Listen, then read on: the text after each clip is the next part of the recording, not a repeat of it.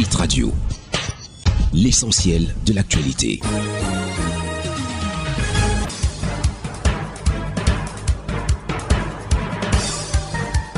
Madame, Messieurs, bonsoir et bienvenue au journal sur Hit FM 103 et Cam News 24 en direct de Garoua. Le ministère des Travaux publics présente ses grandes lignes budgétaires pour l'exercice 2025. C'est dans le strict respect des orientations du chef de l'État et du cadrage prescrit par le Premier ministre chef du gouvernement que le ministre des Travaux publics a présenté les grandes lignes de ses interventions le 6 novembre 2024 au cours des conférences budgétaires. L'exercice est préparatoire à la présentation du projet de performance du ministère des Travaux publics à la représentation nationale dans les semaines à venir. Il a permis pour les responsables compétents des services du budget du ministère des Finances et du ministère de l'Économie et de l'Aménagement du territoire d'apprécier la conformité dans la ventilation faite par le ministère des Travaux publics pour l'exercice 2025. La ventilation des crédits a été faite conformément aux orientations de la lettre de cadrage du Premier ministre chef du gouvernement.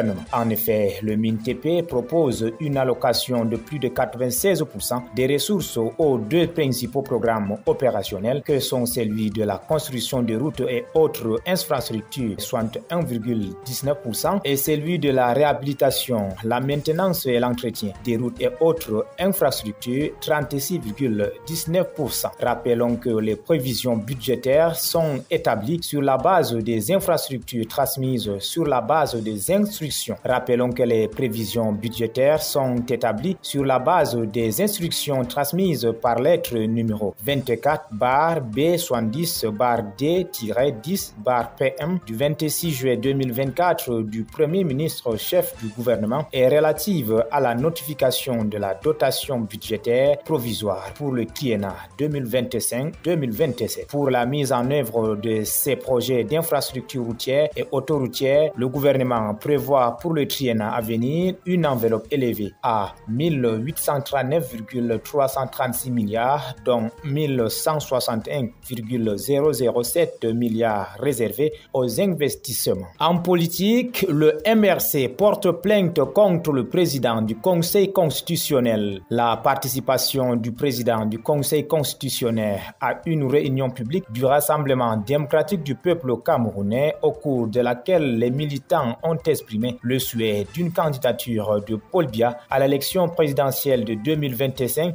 ne passe pas pour le mouvement pour la renaissance du Cameroun. C'est ainsi que le parti de Maurice Kamto a déposé une plainte le 6 novembre 2024 au tribunal de première instance de Yaoundé, centre administratif, contre 3 membres du Conseil constitutionnel, parmi lesquels Clément Atangana. Outre le président de l'instance juridictionnelle, 2 membres sont également épinglés. Il s'agit d'Adolphe Minkwaché et Emmanuel Bondé, tous accusés d'empiétement sur le pouvoir législatif, coalition contre les lois et le fonctionnement d'un service. En effet, Minkwaché occupe un poste au comité olympique tandis qu'Emmanuel Bondé demeure membre du bureau politique du parti au pouvoir, le RDPC. Toutes choses qui s'inscrivent en violation de la loi portant organisation et fonctionnement du Conseil constitutionnel, dont la garantie de l'impartialité et la transparence des élections lui incombent.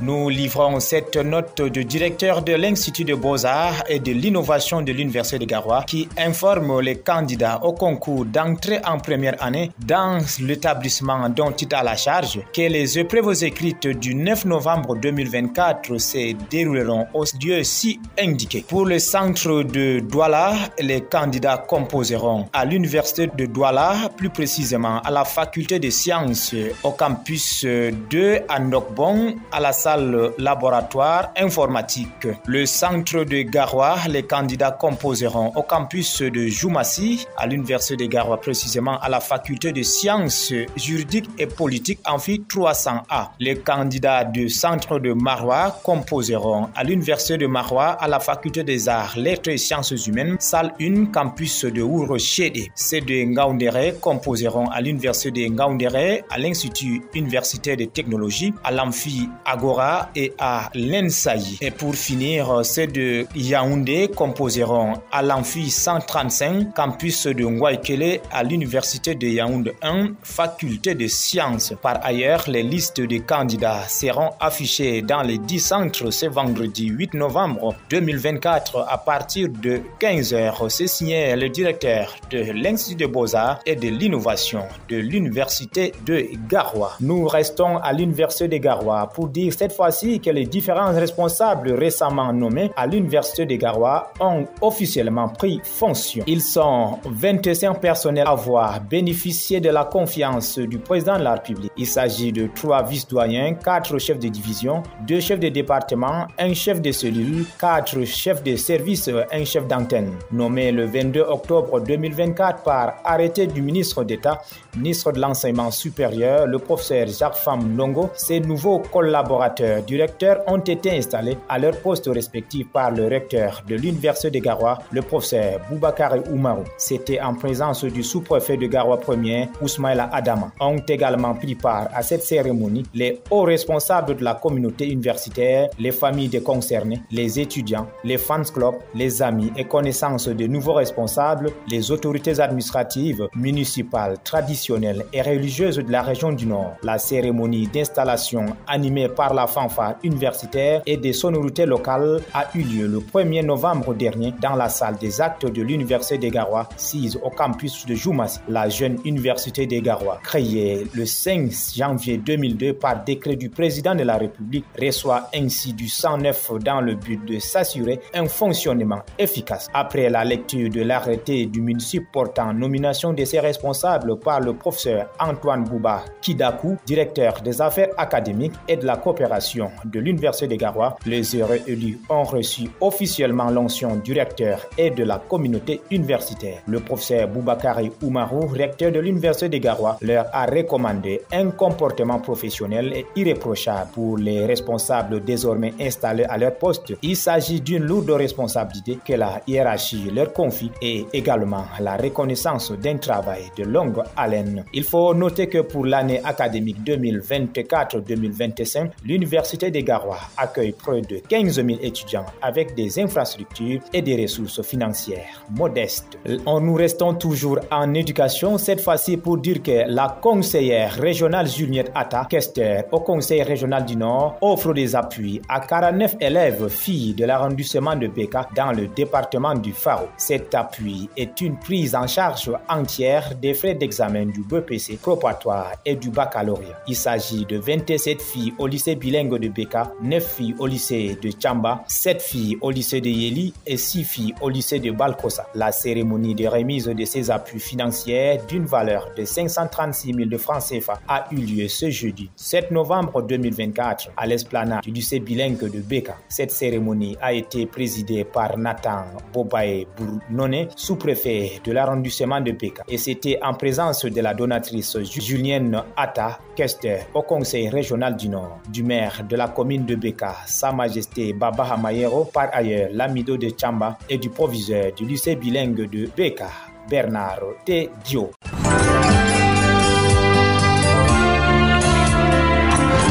L'actualité internationale. Au-delà des frontières camerounaises, Gabon, début de la campagne sur le référendum constitutionnel. Pour doter le Gabon d'une nouvelle constitution, un référendum est prévu pour ce 16 novembre. Pour cette élection référendaire, la campagne a débuté ce jeudi 7 novembre sur l'ensemble du territoire national. Les autorités vont tenter de convaincre les Gabonais d'approuver le projet de nouvelle constitution. Ce texte prévoit un régime présidentiel avec un mandat de 7 ans renouvelable une seule fois. Gabonaises, Gabonais, je vous appelle à participer massivement à ce référendum car notre seul ennemi est l'abstention, a lancé le président de la transition Brice Clotaire Oligui Nguema. Le référendum est le premier rendez-vous électoral pour les militaires au pouvoir. Le projet de constitution ne fait pas l'unanimité au sein des Gabonais. Certains partis politiques appellent à voter non à ce référendum censé rebâtir le nouvel État du Gabon promis par les militaires après le coup d'État du 30 août 2023. Le Hezbollah annonce les pourparlers de cesser le feu alors qu'Israël frappe Beyrouth. Pendant ce temps, des frappes aériennes israéliennes ont frappé la banlieue sud de Beyrouth tôt ce jeudi, ciblant des sites proches du seul aéroport international du Liban. L'armée israélienne avait émis un ordre d'évacuation de la zone indiquant que des installations du Hezbollah se trouvaient à proximité, bien que des détails spécifiques n'aient pas été fournis. Le discours de Qassem, qui a marqué les 40 jours depuis l'assassinat de l'ancien chef du Hezbollah, Hassan Nasrallah, indique que le Hezbollah pourrait être ouvert aux négociations dans un contexte d'escalade de la violence régionale. Bien qu'aucune victime n'ait été signalée, dans l'immédiat, l'armée israélienne affirme que les frappes visaient des installations du Hezbollah. Malgré les frappes aériennes, l'aéroport de Beyrouth continue de fonctionner et la compagnie aérienne nationale Middle East Airlines a maintenu ses vols commerciaux. Ces frappes interviennent alors que le Hezbollah a déjà fait état de pertes importantes suite aux confrontations en cours avec Israël. Le ministre libanais de la Santé déclarant que plus de 3000 personnes ont été tuées et environ 13 600 blessés au Liban, seul depuis le début des hostilités.